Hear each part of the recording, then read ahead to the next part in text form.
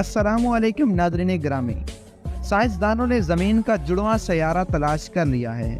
एक ऐसा सैयारा जो चांद से भी ज़्यादा रोशन दिखाई देता है। एक ऐसा सैयारा जहां सूरज मगरब से तलू होता है। साइंसदानों का मानना था कि ज़मीन की तरह यहाँ ऊंचे ऊंचे पहाड़, सर्द शादाब जंगलात, बहते दरिया और जीती जागती जिंदगी से भरपूर जिंदगी मौजूद होगी। लेकिन जब साइंसदान इस सैयारे तक पहुंचे तो ये देखकर हैरान रह गए कि वहाँ कयामत आ चुकी थी।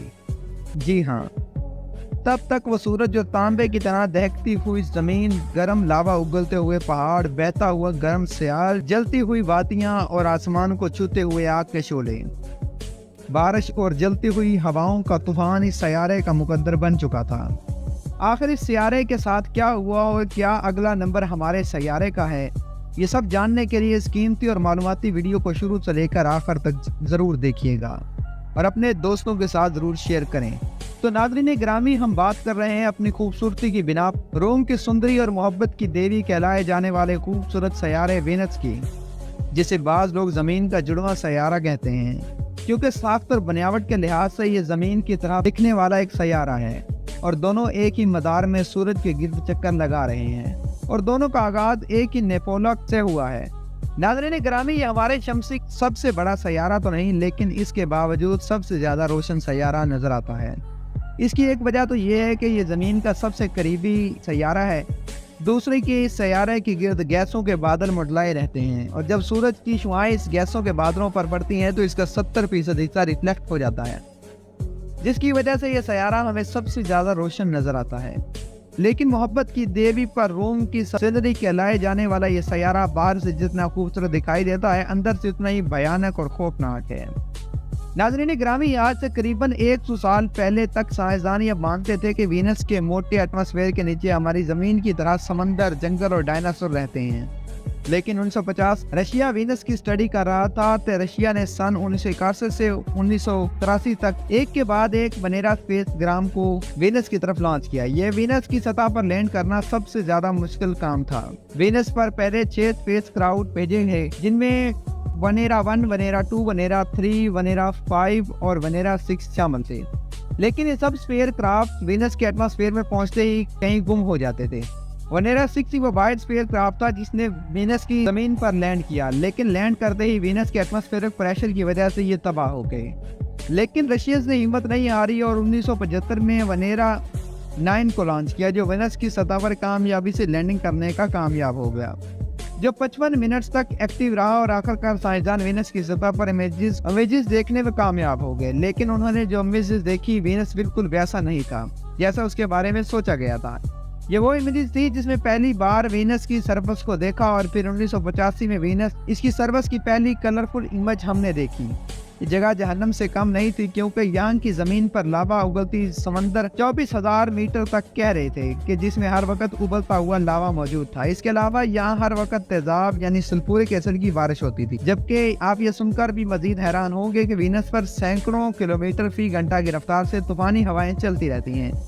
ये हवाएं इतनी तेज होती हैं कि आपका इसका अंदाजा भी नहीं लगा सकते कि हमारी ज़मीन पर आने वाले तूफान, इसको हम बुरी के 1, 2, 3, 4 और 5 में तकसीम करते हैं। और दुनिया में किसी भी तूफान में सबसे बड़ी कैटेगरी जिसमें दरख्त उखड़ जाते हैं और छतें उड़ जाती हैं, लेकिन ज़मीन पर 5 की रफ्तार 250 किलोमीटर फी घंटा रफ्तार होती है, जबकि वीनस पर जो तूफान गर्दिश करता है उसकी रफ्तार 360 किलोमीटर फी घंटा होती है।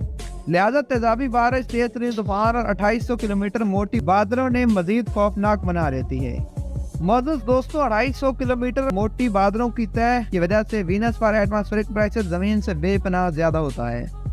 आप ये समझ लें कि जमीन पर गैसों का दबाव 14 पर स्क्वायर इंच होता है, जबकि वीनस पर यही प्रेशर 1300 पाउंड पर इंच है, जो कि हमारी दुनिया के निस्बतन 90% ज्यादा है। ये दबाव इतना ज्यादा है कि कोई इंसान तो क्या, अगर मजबूत तरीन गाड़ी भी खड़ी कर दी जाए तो पिचर कर जाएगी। साइंसदानों के मुताबिक आज से करोड़ों साल पहले वीनस की सतह पर भी समंदर हुआ करता था, लेकिन आखिर वो समंदर कहाँ गायब हो गया, उसे जानने के लिए सन 1999 में मैग्नीज स्पेसक्राफ्ट लॉन्च किया गया। स्पेसक्राफ्ट ने रेडार टेक्नोलॉजी की मदद से वीनस के सरफेस की मैपिंग की और पहली बार हमने वीनस के बादलों के नीचे वाला हिस्सा देखा, लेकिन यहाँ कहीं भी पानी का नामो निशान नहीं था। चारों तरफ वोल्केनोस और लावे की नदियां बह रही थीं। प्यारे दोस्तों, वोल्केनोज के फटने और ज़लज़लों की वजह से कार्बन डाइऑक्साइड की मिकदार में इजाफा होता है, जिसकी वजह से वीनस पर बहुत ज़बरदस्त ग्रीन हाउस इफेक्ट पैदा होता है। इफेक्ट की वजह से सूरज की गर्मी वीनस के अंदर तो आ सकती है, लेकिन उससे बाहर नहीं जा सकती, जिसकी वजह से करोड़ों साल तक गर्मी वीनस के अंदर जज़ब होती है और इसका दर्जा हरारत इतना बढ़ जाता है कि आज ये हमारे सोलर सिस्टम का सबसे गर्म तरीन प्लानट है। नाज़रीन गिरामी, जब मैगन स्पेस क्राफ्ट इसकी मैपिंग कर रहा था, वीनस के पहाड़ों के ऊपर कुछ बहुत सफ़ेद चीज़ों को देखा गया। अगर आप वीनस की सतह से देखेंगे तो ये पहाड़ आपको बहुत चमकीले नजर आएंगे। ये चमकीले इसलिए हैं क्योंकि सूरज की रोशनी को रिफ्लेक्ट करते हैं और साइंसदानों के मुताबिक ये बर्फ है जो धातु की तरह इन पहाड़ों पर जमी हुई है। लेकिन हैरत की बात यह है कि हम आज भी नहीं जानते कि वीनस की ये हालत आखिर कैसे हुई।